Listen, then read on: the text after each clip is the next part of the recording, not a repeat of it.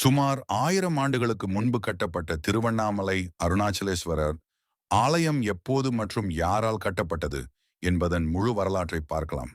இந்த தகவல்கள் உங்களுக்கு பிடித்திருந்தால் நமது சேனலை லைக் செய்து சப்ஸ்கிரைப் செய்யவும். திருவண்ணாமலை கோவிலை கட்டியது யார்? முதல் மற்றும் 2ஆம் நூற்றாண்டுகளில் மகிழ மரத்தடியில் சுயம்பு லிங்கம் சிறு மண்சுவர் கோவிலாக இருந்தது. 4ஆம் நூற்றாண்டில் கருவறை செங்கல்லால் கட்டப்பட்டது. 5ஆம் நூற்றாண்டில் அது சிறு ஆலயமாக மேம்பட்டது. 6ஆம் 7ஆம் 8ஆம் நூற்றாண்டுகளில் திருஞான சம்பந்தர், திருநாவுக்கரசர், சுந்தரர், மாணிக்கவாசகர் ஆகிய 4வராலும் அண்ணாமலையார் பாடப்பெற்றார். அப்படி பாடப்பெற்ற போது கூட அண்ணாமலையார் செங்கல் கருவறையில் தான் இருந்தார். ஆலயமும் ஒரே ஒரு அறையுடன் இருந்தது. 9ஆம் நூற்றாண்டில் சோழ பேரரசு செல்வாக்கு பெற்ற போது திருவண்ணாமலை ஆலயம் மாற்றம் பெறத் தொடங்கியது. 817ஆம் ஆண்டு முதலாம் ஆதித்ய சோழ மன்னன் செங்கல் கருவறையை அகற்றிவிட்டு கருங்கல்லால் ஆன கருவறையை கட்டினார். பிறகு ஒரு காலகட்டத்தில் அந்த கருவறை மகிழ மரத்தடியிலிருந்து தற்போதைய இடத்துக்கு மாறியது. 10ஆம் நூற்றாண்டில் கருவறையை சுற்றி முதல் மற்றும் 2ஆம் பிரகாரங்கள் கட்டப்பட்டன. திருவண்ணாமலை ஆலயம் விரிவடையத் தொடங்கியிருந்தது. 11ஆம் நூற்றாண்டில் கோபுரங்கள் எழத் தொடங்கின.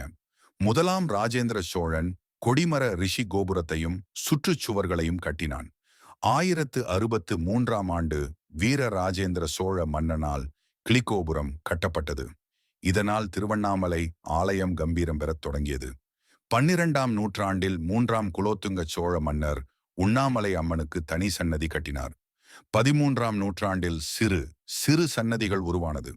சோழ மன்னரிடம் குறுநில மன்னராக இருந்த பல்லவராஜா கோபெருஞ்சிங்கன் ஆகியோர் இந்த சன்னதிகளை கட்டினார்கள். அதோடு ஏராளமான நகைகளையும் திருவண்ணாமலை கோவிலுக்கு அவர்கள் வாரி வாரி வழங்கினார்கள். 14ஆம் நூற்றாண்டு திருவண்ணாமலை ஆலயத்துக்கு மிக முக்கியமான காலகட்டமாகும். அந்த நூற்றாண்டில்தான் வடக்கு, தெற்கு, மேற்கு பகுதிகளில் கோபுரங்கள் கட்டப்பட்டன. 1340ஆம் ஆண்டு முதல் 1374ஆம் ஆண்டுக்குள் இந்த 3 கோபுரங்களும் கட்டப்பட்டது குறிப்பிடத்தக்கது. ஹொய்சால மன்னர் வீரவல்லாளன் இந்த திருப்பணிகளை செய்தார். 15ஆம் நூற்றாண்டில் திருவண்ணாமலை ஆலயத்துக்கு நிறைய பேர் தானமாக நிலங்களை எழுதி வைத்தார்கள். திருவண்ணாமலை ஆலயம் பொருளாதாரத்தில் மேம்பாடு பெற்றது இந்த நூற்றாண்டில்தான். 16ஆம் நூற்றாண்டில் விஜயநகர பேரரசர் கிருஷ்ணதேவராயருக்கு திருவண்ணாமலை கோவில் மிக மிக பிடித்து போய்விட்டது. திருவண்ணாமலை ஆலயத்தை மிகப்பெரிய ஆலயமாக மாற்றி அமைத்த பெருமைக்கு சொந்தக்காரர் அவர்தான். அவர் மற்ற மன்னர்கள் போல ஏதோ 1-2 திருப்பணிகள் மட்டும் செய்யவில்லை. 20 பெரிய திருப்பணிகளை செய்தார்.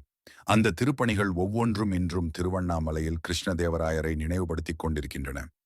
217 அடி உயரத்தில் கம்பீரமாக ஓங்கி உயர்ந்து நிற்கும் கிழக்கு ராஜகோபுரம், சிவகங்கை தீர்த்த குளம், 1000 கால் மண்டபம், இந்திர விமானம், விநாயகர் தேர், திருமலை தேவி அம்மன், சமுத்திரம் என்ற நீர்நிலை, 7ஆம் திருநாள் மண்டபம், சன்னதியில் உள்ள 2 கதவுகள், வாயில் கால்களுக்கு தங்க முலாம் பூசியது. உண்ணாமுலை அம்மன் சன்னதிக்கு முன் 6 கிணறு வெட்டியது.